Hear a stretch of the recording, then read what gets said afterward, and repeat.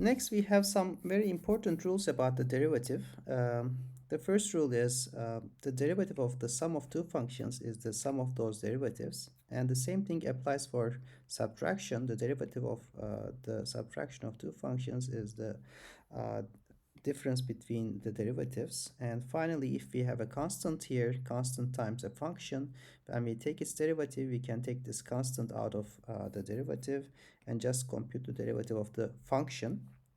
And here's again a short proof.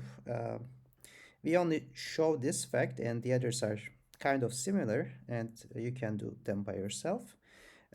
Let's compute the derivative of f plus g. Now the derivative of this function is, if we apply the derivative, the definition of the derivative, we get a limit like this. Okay. Now if we use the definition of the sum of two function, we get this expression minus these two expressions. And we can separate this into two parts. One is this term minus this term over h, and the other is this term minus this term over h, and we separate the limits. We have already seen that we can separate the limits if it exists, if they exist. So the first limit is the derivative of f, and the second limit is the derivative of g, and that's the end of the proof.